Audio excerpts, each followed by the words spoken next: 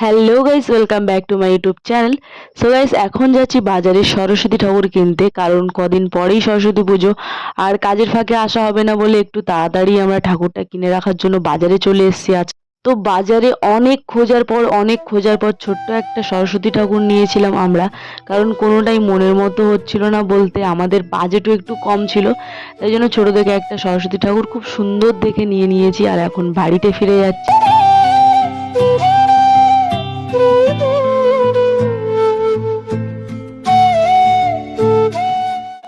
তো আজকে সরস্বতী পুজো, আর এখানে ফুল বেলপাতা সবকিছু রেডি করা চলছে, আর ফল টল কাটাও হয়ে গেছে। এবার ঠাকুরমশাই আসবে, শুধু পুজোটা করবে।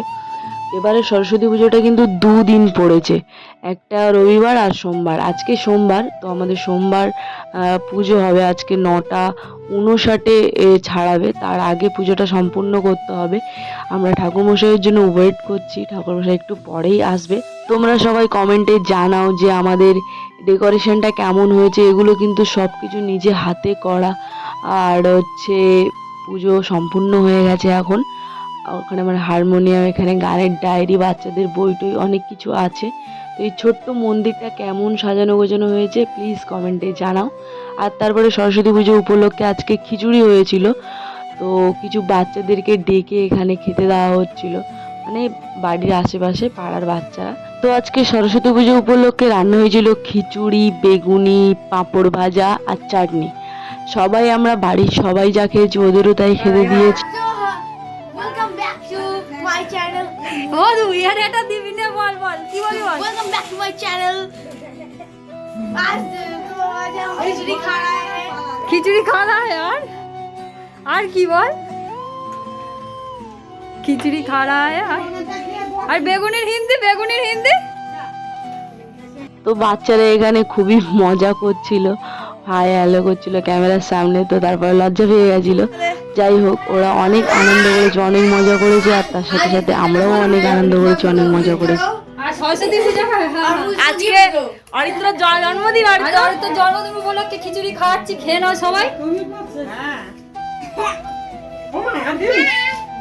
প্রীতি হাই করছে রে। হ্যাঁ বলো, হাই বল, হাই বল। এটা চুমু দাও, কিস দাও, কিস লাইন কিস করে দাও। বল সবাই লাইক করে দাও। আমাকে দেখাতে হবে তো। বল সবাই লাইক করে দাও। সবাই লাইক করে চ্যানেল সাবস্ক্রাইব।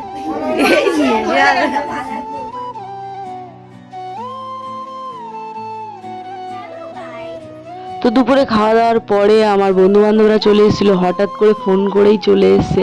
তো সারপ্রাইজ হয়ে গেছিলাম আমরা। যাই হোক, থ্যাংক ইউ ওদেরকে। আর ওদেরকে খেতে দিয়েছি, তারপরে আমরা সবাই খেয়ে মন্দিরে চলে এসেছিলাম, স্বামীনারায়ণ মন্দিরে এসেছিলাম। আর এসে দেখি মন্দিরে প্রচণ্ড ভিড়, প্রচণ্ড পা গলানোর জায়গা নেই। বাইরেটা যদিও একটু ফাঁকা, ভিতরে ঠাকুর দর্শন করার জায়গায় প্রচণ্ড ভিড়, তাই জন্য ঢুকিনি, বাইরে থেকে দেখে ফটো তুলে চলে এসেছিলাম। তো আজকের ভিডিও এখানে এই পর্যন্ত। ভালো লাগলে লাইক কমেন্ট শেয়ার করে দিও, আর পাশে থেকো প্লিজ সবাইকে। আর দেখা হচ্ছে নেক্সট ভিডিওতে। Tata, by.